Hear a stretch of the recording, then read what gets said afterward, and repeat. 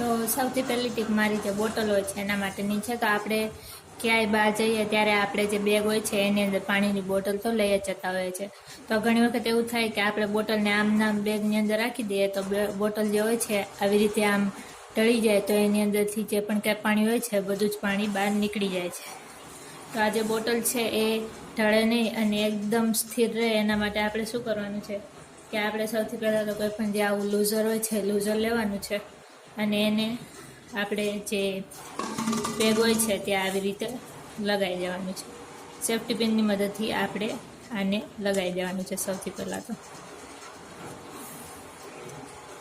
પછી આપણે જે આ બોટલ હોય છે એને જે આ લૂઝર છે એની સાથે ફિટ કરી દેવાની છે આવી રીતે.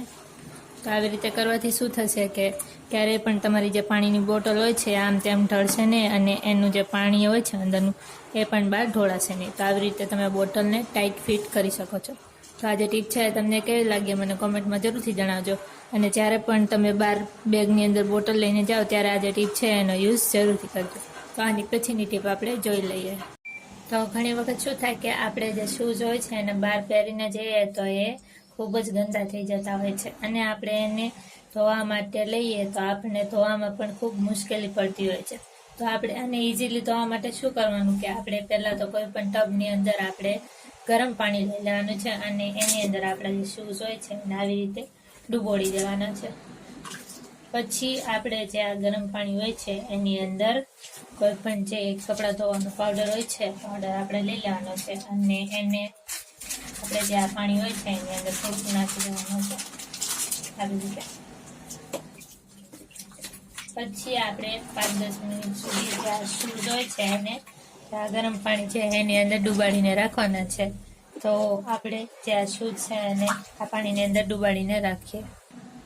10-15 મિનિટ પછી આપણે જે આ શૂઝ છે એને આપણે કાઢીને જોઈએ તો એ એકદમ ઇઝીલી સાફ થઈ જશે. તો આવી રીતે જ્યારે પણ તમારે શૂઝને ક્લીન કરવા હોય ત્યારે તમે આવી રીતે શૂઝને ઇઝીલી ક્લીન કરી શકો છો. તો આ જે ટીપ છે તમને કેવી લાગી મને કોમેન્ટમાં જરૂરથી જણાવજો. તો નેક્સ્ટ ટીપ આપણે જોઈ લઈએ.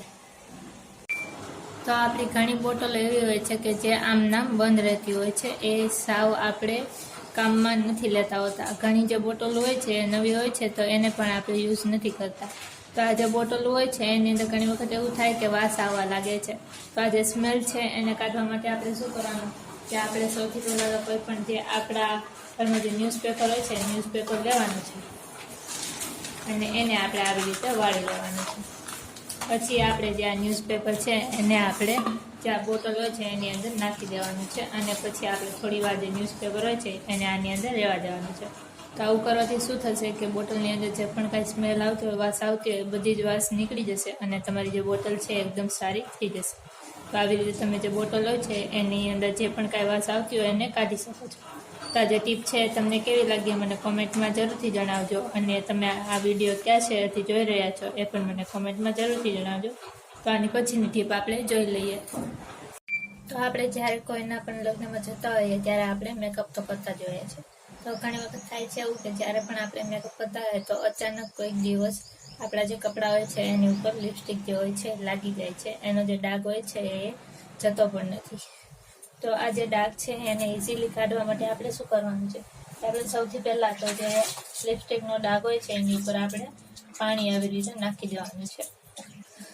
પછી આપણે આપણા ઘરમાં જે કપડાં ધોવાનો પાવડર હોય છે એ લેવાનો છે અને એને પણ આપણે જે આ ડાઘ હોય છે એની ઉપર આવી રીતે નાખી દેવાનું છે અને પછી આપણે હાથની મદદથી થોડી વાર આવી રીતે રફ કરવાનું છે.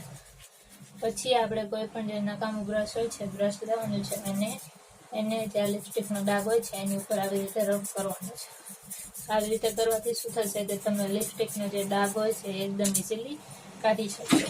તો જ્યારે પણ તમારા કપડા ઉપર લિપસ્ટિકનો અથવા તો કાજલનો અથવા તો કોઈ પણ વસ્તુનો ડાઘ લાગી જાય તો આવી રીતે તમે જરૂર કાઢજો.